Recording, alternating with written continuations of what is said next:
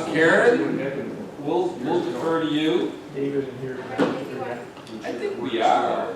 We're ready. All right, thanks, Karen. And I'm getting better at this.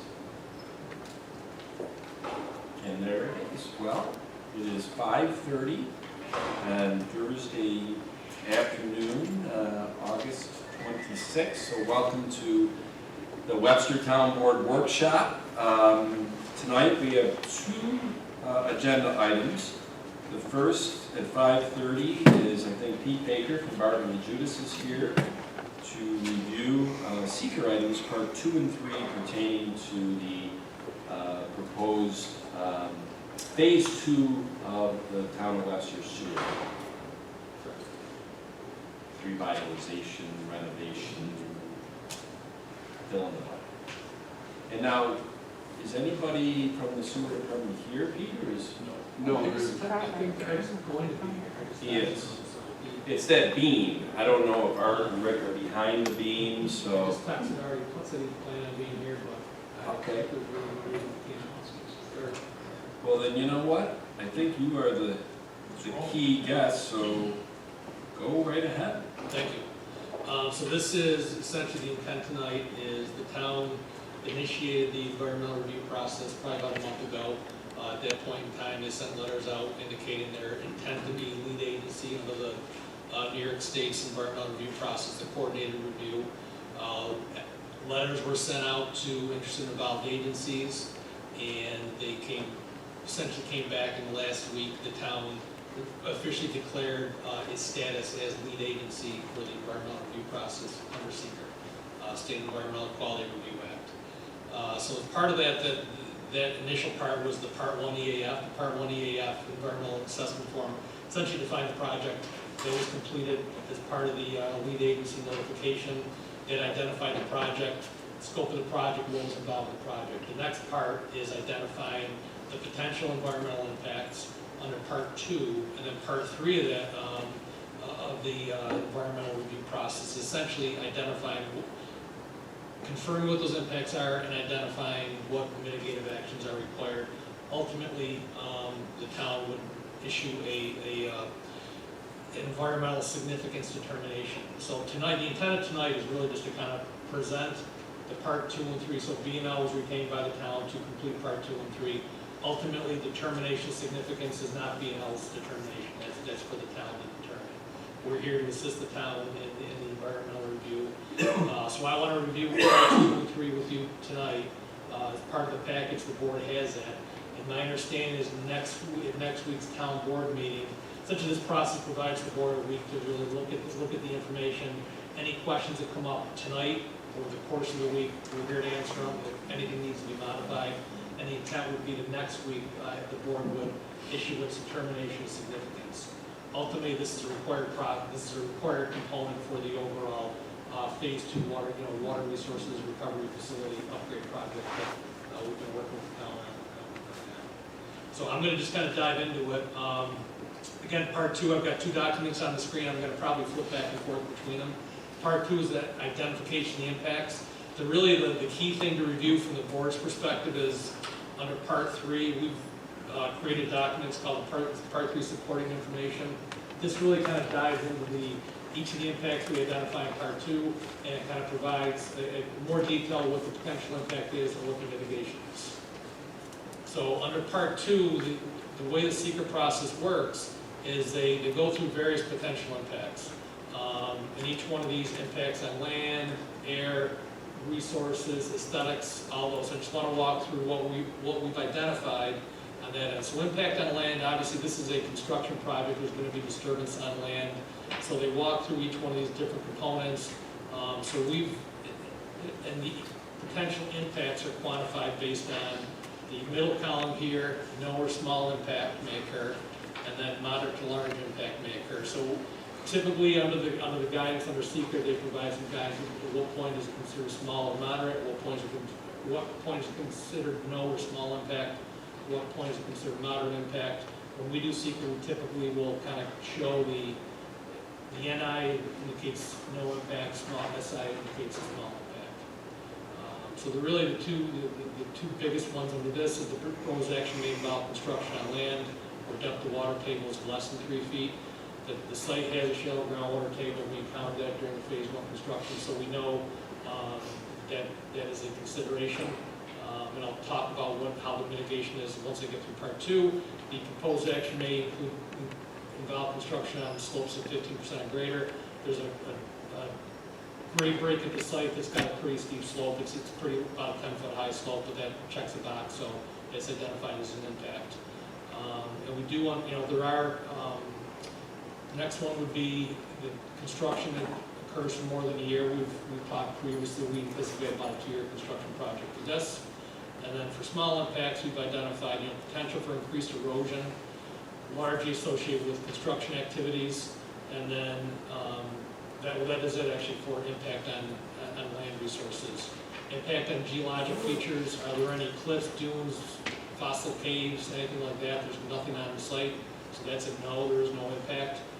Impact on surface water, so we really are not creating any surface water bodies.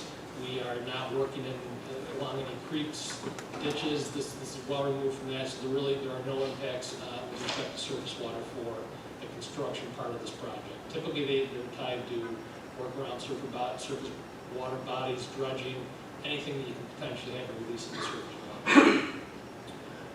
Impact on groundwater.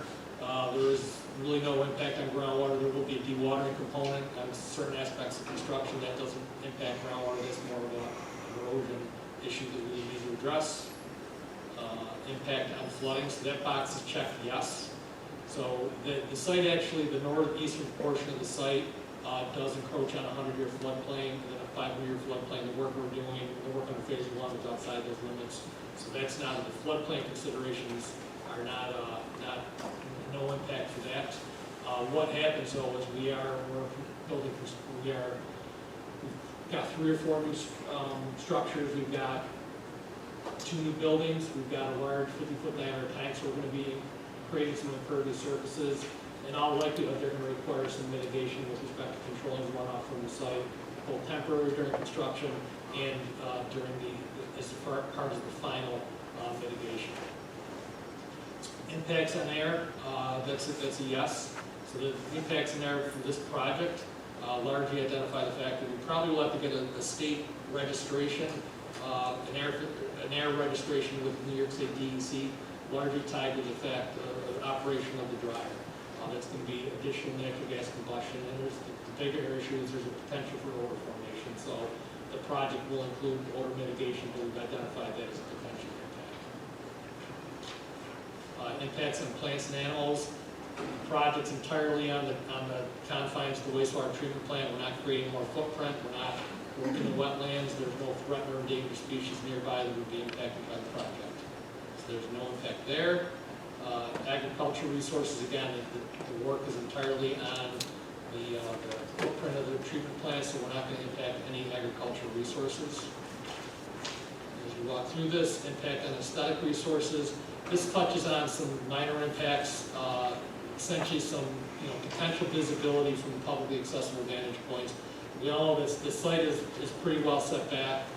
It's certainly set back from residential properties.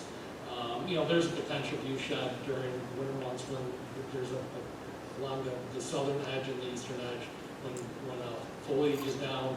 There's some potential impact. It's minor, it's a small impact, but it's one we checked. And then other similar projects visible within a half-mile distance. We've identified that as a small impact as well. Historic and archaeological resources, we did not identify any significant. We've gone to the State Historic Preservation Office. We've reached out to them. They've identified nothing of significance at the site. Impact on open space and recreation. Again, this is really, the work is confined to the operation of the wastewater treatment plant, so there is no impacts on open space considerations within the town. We did not identify any critical environmental areas during the initial review, so that's a no impact on that end. We don't anticipate an impact on transportation. Work will be work will be largely within the confines of certainly there'll be some construction supplies being delivered during construction, but really no significant impacts. We're not changing any traffic patterns, not creating any more traffic through the project. Impact on energy, there's certainly an impact on energy. The dryer, although the intent of the dryer is to utilize biogas generated through the digesters, there will be an increase in natural gas consumption. So although the project is really predicated on energy efficiencies and means and methods to kind of increase energy efficiency, we have anticipated that additional natural gas would be required, mostly during cooler months, to kind of offset some of the additional energy required for the dryer and to provide heat for the digesters. Impact on noise, odor, and light. Generally, it's a short term, it's a construction project, so there will be construction vehicles, backup alarms, that type of thing. It's a nominal impact, but it's a short term one we've identified. And then odors, that's typically, it's a small impact, it's a wastewater treatment plant, so we do anticipate that odors in a wastewater treatment plant are inherent. The town of Webster's plant does the odors are minimal, we've never really noticed that. But there will be times when we have a digester that's open and being cleaned, so we do anticipate some short-term impacts associated with potential increased odors. Again, mostly during construction. Lights always one we check off. The project will include some additional exterior lighting around buildings. Those are typically designed to kind of shine away from the property line and down, so there's really not an impact that's observed past the property line. Impact on human health, I would argue the project has a benefit to human health because we're providing effective wastewater treatment, but that we did not identify an impact to human health. And consistency with community plans, there's no really no inconsistencies with community plans. Essentially, we're upgrading a town asset. And really no conflicts with consistency of community character. Again, this is a project that's limited to the wastewater treatment plant. We believe it will enhance the community character because it's going to provide continued effective wastewater treatment plant for the residents of Webster. So that's the identification. That's part two. That's the identification of the impacts. And I know I've got a quick timeline. So the next part, and I can probably just review this maybe on a bigger picture scale. And I identified this before. This is the part three. So part three is ultimately, that's the form that's signed where the box is checked and identifying what the significance of the project is going to be. That part three would be signed and enacted at next week's board meeting.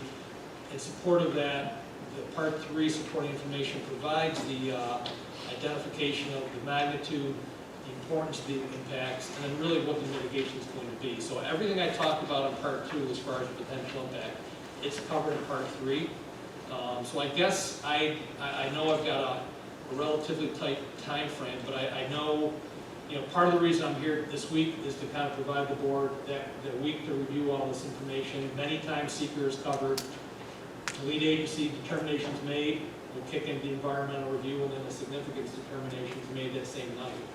The way we're doing it right now is the better way. This demonstrates that the board is taking it seriously and they're doing the due diligence to review these documents. So I think with that being said, I can stay as long as you want. I know I got a tight time frame. No, and interestingly enough, Pete, well, I got a question. We have a pretty good crowd tonight. Sure. Right? How many people are here to hear what Pete just said about part two and part three of the seeker and the sewer plant? Come on. Take that away. That's what I'd like to hear. But you know what? Honestly, the last probably 6 board meetings, including these workshops, have touched on the sewer project because it is a large project. And to your point at the end, Pete, we are really trying to measure twice, cut once. So I appreciate you coming in and explaining this. The board now has this information. I think the board also got the proposed resolution that will be next week. So this was great prep for next week. So I really appreciate that. And I don't know Any of the board members have any questions, comments on this? I don't, I appreciate the part 3 where all the explanations are, it's really quite clear. I was kind of reading along with it as you were talking about the significance. And I'll certainly take a look at it between now and next week, but I think it's great. Okay, so I plan on being here next week. Next week typically is more of just a form, passing resolution, but any questions, of course of the week, we're here to answer. Sure. Okay, Thank you, Steve. all right. Thank you Appreciate very it. much. And that, he's my hero because he finished in his 15-minute time slot, didn't he, Bill? Mark gave me very strict. How about that? All right. He had so much confidence in you, he didn't come. Now, I bet you everybody that's in the crowd tonight, because they were so riveted by that, and that's not a shot, you'll come back next week for the regular board meeting, and I promise you, you'll see the board members, we all dress really nice for regular board meetings. Workshops are more of a casual, conversation per se, so we're dressed accordingly. But who is leading this presentation discussion? There's Mr. Winter. He was hiding back there. He wasn't hiding? He's behind it. Well, he might not be hiding being for me.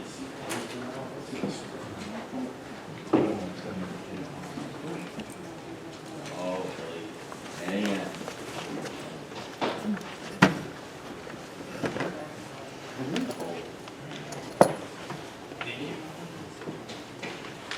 Thanks, George.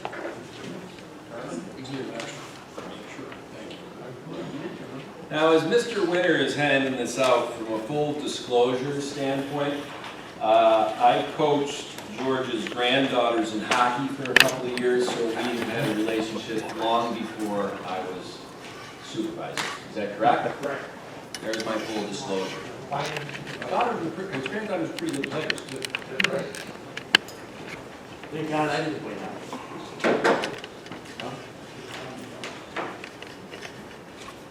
Okay, good evening, everyone. My name is George Winter, as Supervisor said. And late falling down,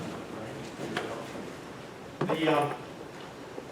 I was hoping maybe the George, I need you to go to the podium or take it. Oh, yeah, okay.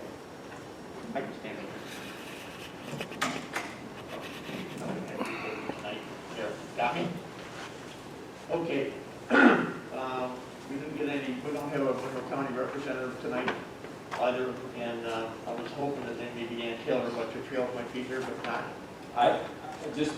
I have information from James Pond at Monroe County, Oh, and I have letters from Friends of Webster Trails. I have a lot of information here from people who could not make it, and that will come into play, George, when you're done with your presentation. okay, that's fine. That's fine. At any rate, so I do thank the town board members for showing up this evening for the workshop. I didn't know it was casual, otherwise I would have got my shorts on. At any rate, what I've got tonight to talk to you about is essentially our safety concerns and access to the Bojack Trail heading south from Lake Road. One minor thing I'd like to bring up, and that's something about Forest Lawn shipbuilders and the folks in our neighborhood. I think a couple of the board members might be aware of the fact that, like 10 years ago, someone had the opportunity, when the railroad actually sold the last lots between Bossburg and Lake Road, someone bought the trail, so to speak. Lady bought it, she was intending to build a house on it, and it turned out, of course, that it was being built over a force main, and then when it didn't work, our attorneys, that all of us who had contributed in the neighborhood, some money, some real money, for David Mayer, and put together our case. We wound up winning that case. Charlie, were you involved in that? I'm sorry, which case? Railroad property? Uh, Town purchased it? yeah, that was, yeah, sure. Yeah. Was aware of it, sure. Wasn't- So and the town, the supervisor from Nesbit invested a lot of money in trees and things to appease the two property owners at the end, who decided that, well, they didn't want to hear or see anything, so they put up a lot of trees, and the Parks Department got involved, and so they wound up giving the town an easement to the back 50 feet of their 100-foot wide piece of property which extends along the trail, which is the railroad property behind their properties. So we fought hard to keep that and keep the use of it, so that's kind of why a lot of us are kind of close to it. We've invested in it. At any rate, I've given you passed out some reduced size copies to you tonight, and essentially what you're looking at is this. The first drawing is this drawing, which is essentially what, it's not being interpreted as dead man's curve, but it's a blind curve. It's not a safe curve. The beginning point of the problem is right at Fairview Circle, and if you were to put your car there, and I'd invite you to take a ride, go down, try it, stop, go look at it, and the next couple of weeks is a good time because the bridge is still closed. It's been repaired, but it's not open yet. It's easy for you to come down, stop, take a look, and sit right there at Fairview and look down, and you will see, the best you will see is the far side of the road down at the other end, which is 650 feet. Right now, that's where the trail is planned to cross over. And the best opportunity to see anything is from Ray's driveway. It's again about 200 feet or a little bit better down the road. Then you will actually see something if someone was on the south side of the road coming off or getting on the trail. And I do ask you to go down and take a look and try it. And don't think that because you're going to clear something that it's going to get a whole lot better, because the clearing line is about 8 or 10 feet off the road. All the big trees that are on that right now, none of them are selected to go. None of them have an X through them as they do on Henry Nesbitt's property or on my property when they put a big X over them. You got trees on its way out. So right now they'll take some of the little brush that's there, but that's about it. All right, so that's really our biggest main concern with what's happening. It's a blind curve. And no, it's a fine straight road from the last severe curve of the two curves that are down here, but it's a straight road all the way to Canal Circle. But right after that, it gets dangerous. And I don't think that's really been considered in the not putting a bridge in effect by Monroe County. The next drawing, page 2, is essentially what we're going to call our safer alternatives. This drawing is essentially what the town, or what the Monroe County is planning on in our town, and essentially it's a pretty steep curve straight down to the road, and really no flat, really much of a flat area, a place for mom and dad, the kids or whatever on bikes to congregate and wait for them, because you know they're always going to be riding ahead of you. Mine always were, and that hasn't changed. At any rate, what I'd like you to take a look at is what we call our safer options alternative. And it's on your drawing, but essentially what we're talking about is that this area in red that is right across the road, that would be a new pedestrian bridge. And then from that, you've got two well-defined 8-foot wide trails is what we're proposing, right on down across the road, and essentially it joins the Monroe County new 5-foot wide path at quite a distance down the road. Again, it's on the far side of the road, so it's easier to be seen because it's on the outside of the curve. And again, the same thing essentially follows the trail that's there now, that's been there for 100 years for access to the railroad bridge. So, and access to the old train station up above. So essentially, that's the real difference than what we'd like to see done with a pedestrian bridge. All right. Now, the other thing is that there's also, and I know the supervisor, you mentioned it in your notes to us, about access to beyond the trail. Now, Monroe County has put in an access, and we've got people sitting in this road who don't want access anymore. And you got somebody sitting in this road who still wants to have access, beyond the trail. That's never really been addressed, and it's not something Forest Lawn's going to get involved in. They're not really interested in it. It's up to each individual. So, you know, that's been a problem. It's an ongoing problem. My suggestion is put in an earth berm up and call it a day. But there's gonna be some that don't want that earth berm. They'll want a fence and a gate they can get through. I can't answer that problem, but that question, but it's still something that should be addressed. Don't know how you're gonna do it, but it needs to be addressed. All right, now,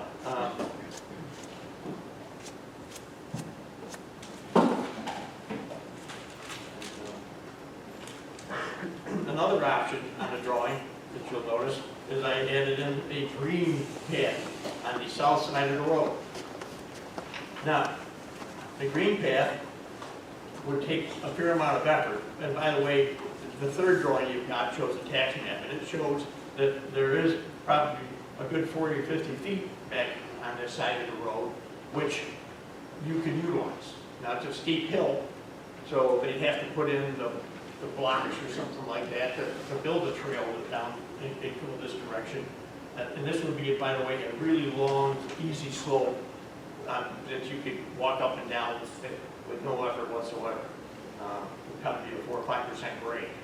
So, and then you have a crosswalk way down here, at the same place you have a crosswalk from the pedestrian bridge trail. But that crosswalk way down here meets halfway to almost a distance from the problem of Fairview Circle. So it'd be much quicker, much easier to see someone crossing here than it would be way down here. All right? Now, it's kind of like an equal distance thing. But that's kind of where we are.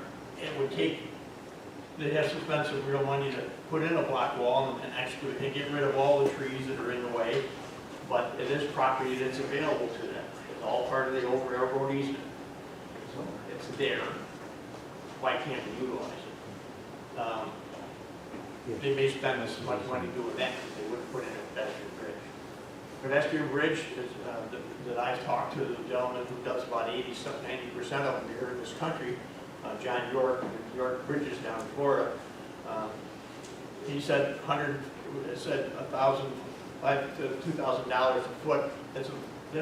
This thing minimum is going to be 120. Maximum would be $150,000 to put in a pedestrian bridge. And that's designed, built, shipped here, installed by them. All right, so that's a complete number round package. That's what the cost would be to make a much safer way to get up and down from this, to replace something that's always been there, as far as most of us can remember, and it's the right thing to do. This is the minimum, but then it's still going to cost money. But it's a whole lot better than coming straight down the hill and both into the highway. I'd like to, the rest of my time, I got a few minutes left.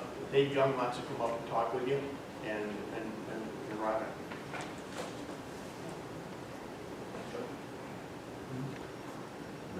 You didn't leave you much, Dave. That's okay, I'm You got quick. 2 minutes. I'm quick. If I need this more. And I'm gonna tell you why you got 2 minutes, because I'm guessing, is everybody here in support of George, or are there people here for the counter Yeah, I think. point of this? Yes, there are. You got 2 minutes. 2 minutes, I can do it. So I appreciate everybody's effort in hearing us out and listening to different perspectives. I wanted to offer a little bit more color as to my perspective as a user of the trail. I'm up there 2 to 5 times a week throughout the year. I've got 2 young kids, a 5-year-old and a 7-year-old. And we spend time doing all kinds of activities: biking, hiking, running, snowshoeing, skiing. We're up there a lot. And the current plan that George mentioned, I am quite concerned with, first because that's a steep grade right into a very fast road. And second, as George mentioned, trying to control 2 kids on a bike when they're faster than you is very challenging. And then third, I'm up there in the winter less often, but still very often, and I'll run with my kids or just alone. And for the 2 or 3 months out of the year, I've got to wear crampons on my feet just to grab the ice because it's all packed down from everybody walking and hiking and skiing, even when there's snow on the ground. So a quarter of the year, between a sixth and a quarter of the year, you're going to have a paved path that goes down to a very fast road that has 1 to 4 inches of ice on it. So I just think that the proposals that George has in front of us are great. Whether people like that or not, I could appreciate the different perspectives, but I think the current one needs a little work. I don't know if I would use this as often as I would if I was concerned about my kids getting whacked by a car. And then the last thing I'll leave you with is I know that this is an asset used by our community. I see many people coming from Lake Road up to the trail on bike or by hiking or by running. I'm not the only guy that's using this access, and I think it would speak a lot to our attitude towards the town as being a place that you want to spend time as opposed to just drive through. So I'll leave you with that, and I appreciate the time I was given. Robin, they left you minus 1 minute. So I was basically. can't wait to see how you fill that. I was basically going to say what Dave said, so thank you very much. Yeah. The only thing I'd like to reemphasize is a safety concern, and it is not just for the Forest Lawn shipbuilders or even Webster. Many people from Penfield and all over, Monroe County, come and use, the Hojack Trail, and they loop down to Lake Road and then around, and that's just part of their exercise Yeah. workout. So Yeah. it's a community. Well, she said, I'm back. you know what, it's fine, because she said she's basically reiterating what George said, and I know that you were here 6-8 weeks ago when George got up for the 5 minutes and basically said he wanted to have a workshop, and we gave you a workshop, and I want to thank you. And Thank you. because, now just by a show of hands, I had Dave, I had Robin, I had George, who are here to support their statements. And the gentleman next to Robin is Peter, Calgary Peter. Corbin. My husband, your husband, and then who is the gentleman in the far back? this is Henry Oh, Nesbitt. Henry Nesbitt, okay. Now the rest of the people are here, I'm guessing, with a different perspective on that. And so we don't go too deep into the night. Let me just give a little clarification on some things, because I like to prepare for the topics that are in the town board meetings, whether they're the regular meetings when we dress nice or the workshops. So this is what I did in preparation for this. First of all, a couple months ago, and I've had 4 meetings, I think, with Mr. Winter since I became supervisor. And in all 4 meetings, he's a passionate man, he has said about this pedestrian bridge. And one of the things he brought up was the safety concerns. So we went to the county, because if anybody does not know this, Lake Road is a county road. The side of Lake Road is right-of-ways of the county, all right? Which is interesting, because you're here tonight lobbying the town board, and I don't want to say we're passing the buck, but we don't have jurisdiction over what the county does with their road. And that has come fast and furious to me this year, because as you probably know, this project that the county is doing is encompassing 2 years, 2021, from Pellet down to Forest Lawn, and it's got road closures and all that, and we at the town have had to manage complaints about that and try to do it in a professional way and not throw the county under the bus. Next year, the county is going to turn to the rest of the project, which includes taking down the Hojack Bridge that has been out of commission as a train bridge for I don't even know how long. And that will be what they do in 2022. We went to the county and said, Mr. Winter has some concerns about the safety, and the county, to their credit, got on with us during COVID, a Zoom meeting, and they regraded this. And they meandered this, so you were a loud voice, and you should have been a loud voice, because the county looked more at the 11% grade and whatever, and said, you know what, that's too much, He's got a point, let's regrade it so it meanders down. So the county listened, and what is impressive about that is that that happened, geez, I would say probably late 2020 or early 2021, after they had gone to bid and had the contractor that had bid it. So that this is somewhat of a change order, but hopefully, I hope it didn't cost the county too much. But then James Pond from the county, when I said that we have this workshop, and I called James and he said, Tom, I'm going to send you all the paperwork because this has been fully vetted from 2017 to 19. We've got public meetings in 2017. We've got public meetings in 2018. We've got something here from 2019, the final plans. George, I think you went to some of these meetings and you lobbied them on this bridge at the time. Yeah. The county, my turn, the county said, yeah, thank you, but we're not doing that, and they came up with their version. So James Pond wasn't able to be here tonight, but he supplied that to the town board so they have another perspective on this. This past Monday at 8 a.m., I drove over and I went and parked, I think on the corner of your property, Mr. Nesbitt, because you're right at the corner of Forest Lawn and Lake. I didn't want to park on Lake because until, you know, it's not a big shoulder, so I parked in front of your house, I walked around. I actually took some pictures of the bridge, and as you might know, as soon as you come across the bridge, there is a series of no trespassing signs. Now, we can debate all day long what you want, but I also came back and I referenced through our DPW department, that is in fact private property. And the people don't want people coming over that bridge onto their private property. And we have some letters from some of those neighbors because we wanted to make sure through the Forest Lawn citizens or organization that they knew that this meeting was happening tonight. And we have letters that the board has that they are like, absolutely, we're ready to have a party when that bridge gets out of there. So they're not in support. Then I went out to the Webster Trails, Friends of Webster Trails, because Friends of Webster Trails obviously manages our town-owned trails like the Hojack Trail.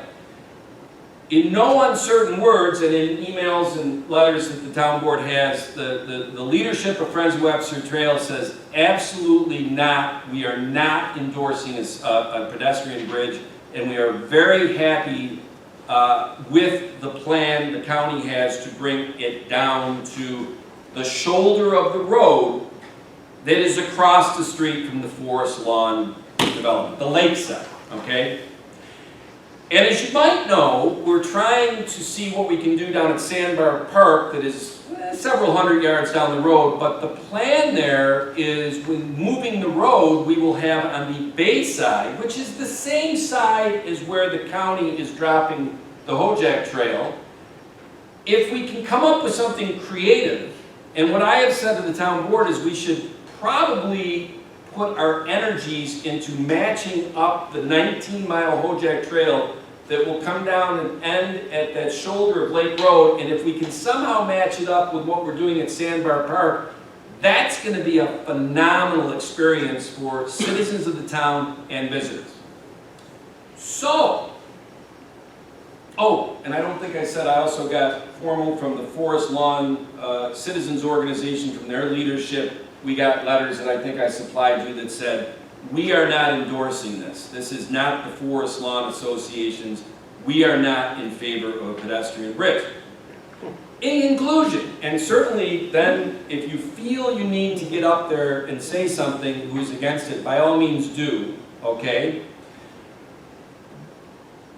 The county will finish their project in the summer of 2022. It's their road, their right of way, it's their plans. They went through all the public hearing and vettings in 2017 to 19. They did it all by the book. They were kind enough to take Mr. Winter's comments that I passed on to them, advocating for the citizens of Webster, and they came back to the table with several other people, and they made the changes. The changes may not be what you want, George, and the rest of the people for it, but they made the changes to address the safety issues. They're going to finish their road. They're going to take down the bridge. That's their domain. That'll get us through 22.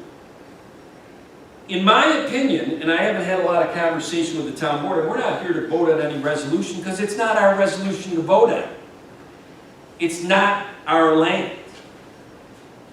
And anyway, the earliest we could do anything is 2023. But I would advocate that the town is not interested in the bridge for all the reasons I've just given, and I think I've done my homework and due diligence. The town is more interested in putting their energies into figuring out how to connect the 19-mile Hojack Trail down to the Sandbar Park project that we're breaking ground on next year. And that's all I got to say. And this is not a formal town board meeting. This is not like, hey, we just had a public hearing. Are we ready to vote on this? There's no vote on this. I think there's no vote on this. There's no vote on it, it's not something to do with construction. Thank you. Now, for anybody watching at home or whatever says, wow, the supervisor was a real jerk about this. It was kind of loud. I wasn't. I was going to ask you, no. You know what it was? It was Karen just said that she couldn't hear Robin, so I figured, okay, well, I better, but I have a microphone, don't I? You made up You for know? it.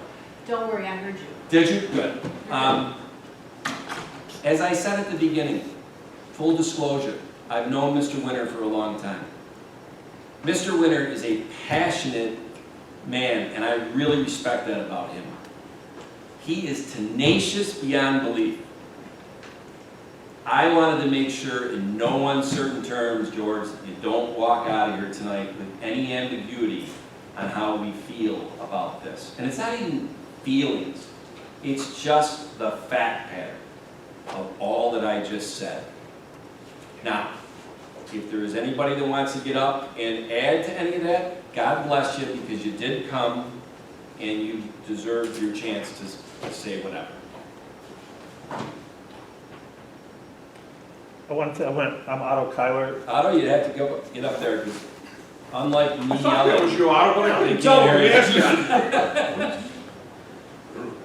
I just want to make one correction in your comment, Supervisor, that in the minutes of our last meeting in August of the Forest Lawn Association, in the minutes it says that the Forest Lawn Association has no position on this.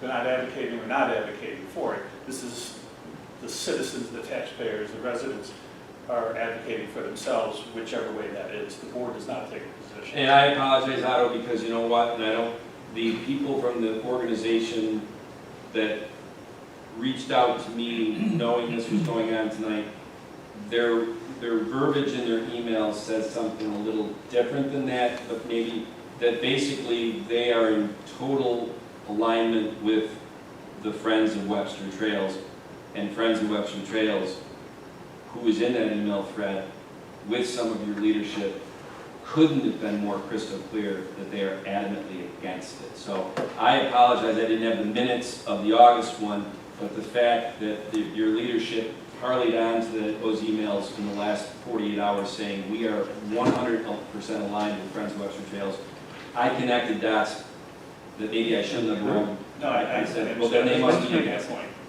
Okay, Just to make that point. sure. Our job is to, yeah, we have 2 minutes now. Okay.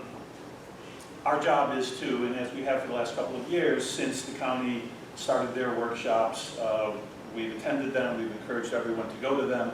Our job is to disseminate information to the 68 homes in this community and make sure that everyone has their voice.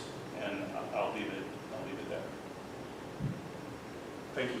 Otto, thank you, and I apologize, I That's all right. shouldn't have said that. If your minutes, which unfortunately I wasn't privy to, said something I can provide you with a copy not if you like. point. Supervisor, Yes, George? the, And by the way, guys, I'm gonna get you out of here. Promise you'd be out of here. Usually that agenda, you'd be done at 6, right, Bill? You're being very nice about letting this go. You're carrying on your conversation, it's always good for information. Go ahead, George. Yeah, what it says is that while the board is not going to take a particular position as far as advocating for another pedestrian bridge, we do not we do want to provide you with the information so that you may advocate for what you think will be best. After all, there is strength in numbers. And that was in August. Now, that was 2 days ago.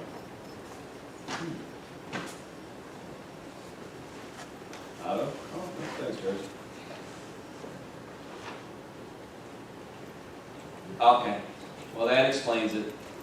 And I will say this, and nobody's here, none of our department heads are here to say it. I've said, one of the things I want to do at the town is, That posted in the way. Barb's here. oh, well, Art has heard this then. I walked in like. Art, is it imperative as a team at the town that within our customer service to the community, it's imperative that the board members are saying the same thing as the town, as the department heads, to people on issues, You're absolutely correct. right? The person that you just handed this to me, and I'm not trying to, embarrass the Forest Lawn Association, that person's the first time I've seen that person's name. That's not the persons from your organization that I was in the email trail of the Friends of Webster Trails and all that on this. So somebody was different from the one that George gave me, who said power numbers and all that, is who I was getting information from. And I don't know who this person is, and I don't want to hear names, but I know this, the people that I got it from, I specifically wanted to make sure it was one of the ranking officials. And I think the person I got from what I've told is the president of the organization. Now, as I know from being involved in organizations, the president is who I'm going to take my information from. If there's 100 other people in that organization, they're all very important, but I want to hear and get something in writing from the president. What I got from the president, or ostensibly who I was told was the president, said that they are in full alignment with the Friends of Webster Trail, who in no uncertain terms said, no, we back the county plan. So this person, I don't know if the association has 1,000 people in it, and this is just one of the members, or if this is one of the officers, I don't know, because George, I've never seen this name before, so not to beat a dead horse, just wanted to make sure I was clear on that. Now, all right, thank you. I'm pretty good at that, aren't I, Bill? So, does anybody else have anything? Jump in, and Billy, I swear to God, because I gotta get out. First of all, can you hear me okay? I can, Okay. we can. First of all, I'm very happy to hear that you want to connect it up with the project that you've got down at the sandbar, because I think that's a big asset for this town. And your name is? It's Dave Franz. Hi, Dave. So I live in the property that the neighborhood uses to access the Hojak Bridge currently today. How do you like that? I was going to get there. Okay. So just because I didn't raise my hand on the pedestrian bridge, it doesn't mean that I'm not concerned about how people in the neighborhood access the trail. So I'm not familiar with the current plan now that the county has laid out. You know, I heard about a steep grade going down. I do, however, get to see, because we have given access to the neighborhood to use our driveway and then Ray and Laura's property to access the bridge. There is a lot of traffic that comes from the neighborhood that comes there. So when you say that you're working with the county to do something on the bay side, which would be opposite of the lake side, I do get concerned. I see Dave Young, I see his kids, they come up my driveway, they're ahead of them, right? They're safe now because they access that bridge. But again, without the pedestrian bridge or a better way to access it from that north side of the road, it is a concern to me. So if it takes a pedestrian bridge to get there, I guess I'm with it. What I really don't want Can I make a is, suggestion? I You don't did? necessarily want access it to come through my You property. really, and I'm just being honest with you, go through the county.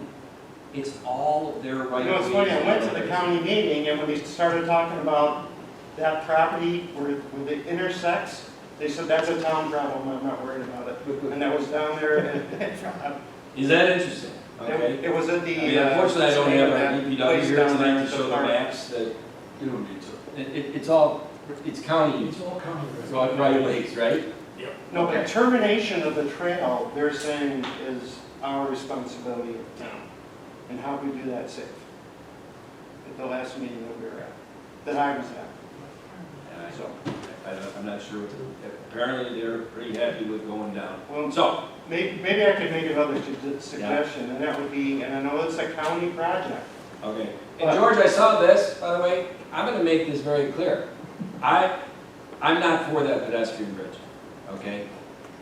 And we're going to end this tonight because the reality is we could go on and on and on and on and on. And the fact of the matter is, there's always gonna be some problem unless you have coming off that bridge or accessing that bridge from both sides of the road. And I don't see that happening, okay? Because even if you had the bridge, now you're dumping everybody out because the volume coming from the other side on your side of the road, okay? Nobody's ever shown me something where they could come down, you know, and then you showed the green thing and all that stuff. Well, that's where I was It's not gonna going. happen. There's another suggestion. That's where I was going. I was going with, if you look at Hard Road when it comes down and as it approaches 104, you've got that culvert, and then you've got this 4 or 5 foot bike lane. Why can't that be on the lake side so you can people from Forest Lawn can come down to the end of the Forest Lawn, go on this designated bike path on the lake side that's there to a crosswalk, but also make that lane go all the way down to the sandbar. You got a winner. It is a winner, and I'll tell you what, the best thing to do, because I think people can't visualize it yet. Now, George might be able to on those maps, but the typical human being can't look at that map and really visualize what Lake Road's gonna look like when the county's done. How much wider the shoulders are gonna be than they currently are, okay? So I think, and the reality is this, the ship has sailed, the county is off and running on this road project. We do all agree with that, right? There's no stopping that. There's no stopping or whatever. They're gonna finish, excuse me, let me just, they're gonna finish the road project next year, Yeah, and it's gonna go all the way down to Bay. right, So they're gonna expand Lake, make the No, I got lanes that. bigger and all that. right, When that's done, yeah. here's what I would suggest. Why don't we take a look at what it looks like when it's done, not a map and a grade, and a conceptualization of, have they thought about, will it be icy coming down that thing? All of that stuff. Is it got, do they have the crosswalk? What does the sight lines look like? Because a lot of what they're doing is taking the turns out and straightening them out. It's a well thought out thing at the county. I want to make sure that's known, that they went through the process. Let's have them finish the job, because it is their road, it is their right of ways, I think, right? Why don't we all take a look what it looks like in the fall of 2022, and then if there still is a passionate group of people that want this bridge, come on back. And at that time, we'll put maps up and make sure that this, George, county's gonna have to be on board for this, and I think you know that. County's not on board for it. They're next. Have fun with it. Hey, listen, I wanna thank everybody for coming, all right? And, have a great night. Thank you. Good, And that concludes our meeting tonight.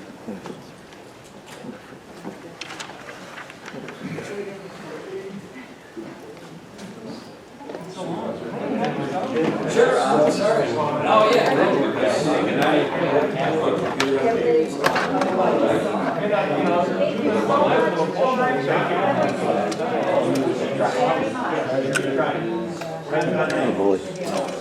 Lois, full message.